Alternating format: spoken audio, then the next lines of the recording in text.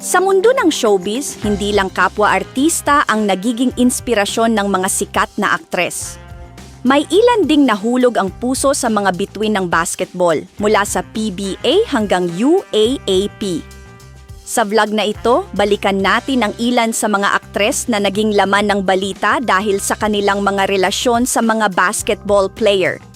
Andrea Brillantes. Noong 2022, naging viral ang kakaibang paraan ng panliligaw ni Richie Rivero kay Andrea Brillantes. Matapos ang isang UAAP game, nagtanong si Richie sa gitna ng hardcourt kung maaari na ba siyang maging kasintahan ni Andrea. Marami ang kinilig at agad silang naging isa sa pinakasikat na celebrity couples ng kanilang henerasyon. Ngunit makalipas lamang ang mahigit isang taon, natapos din ang kanilang relasyon. Naging usap-usapan ang kanilang breakup dahil sa iba't ibang isyong lumabas, kabilang ang mga haka-haka tungkol sa third party. Kalaunan, kinumpirma rin ni Richie ang bago niyang relasyon kay Leren Bautista. Sa kasalukuyan, nagpapatuloy siya sa kanyang basketball career bilang miyembro ng Phoenix Super LPG Fuel Masters. Kris Aquino. Isa sa mga pinakamatunog na tambalan ng showbiz at sports ay sina Kris Aquino at dating PBA superstar na si James Yap. Ikinasal sila noong 2005 at biniyayaan ng anak na si Bimbi. Ngunit sa paglipas ng panahon, nauwi rin sa hiwalayan ang kanilang pagsasama matapos ang iba't ibang personal at legal na issue. Bago pa man makilala si James, may mga basketball player nang naging bahagi ng love life ni Kris. Isa rito si PBA legend Alvin Patrimonio, na minsan niyang inaming matagal niyang hinangaan.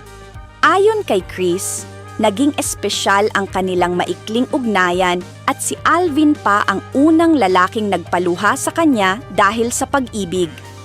Naging bahagi rin ng kanyang kabataan ang dating PBA star na si Paul Bong Alvarez, na kilala noon bilang Mr. Excitement dahil sa kanyang husay at pagiging crowd favorite sa liga.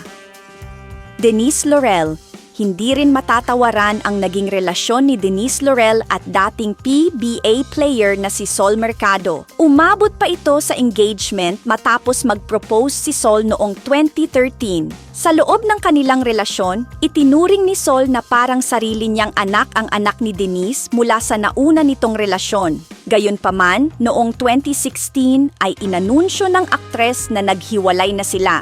Nilinaw naman niyang naging maayos ang kanilang paghihiwalay at walang ibang taong naging dahilan nito. Bilang basketball player, nakilala si Sol Mercado sa paglalaro para sa iba't ibang kupunan sa PBA tulad ng Alaska, Meralco, Global Port, Barangay Ginebra, San Miguel, Barako Bull at Phoenix. R.R. Enriquez.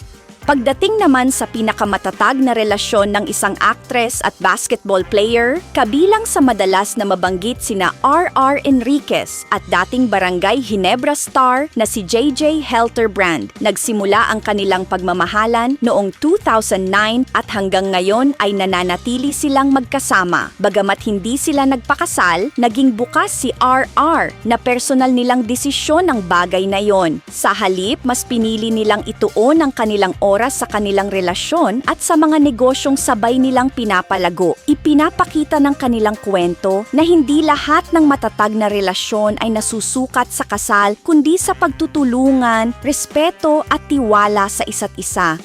At kayo, sino sa mga love story na ito ang pinakanagulat kayo? Ibahagi ang inyong opinyon sa comment section. Kung nagustuhan ninyo ang ganitong klaseng showbiz content, huwag kalimutang i-like ang video, mag-subscribe sa channel at i-click ang notification bell para hindi kayo mahuli sa ating mga susunod na upload.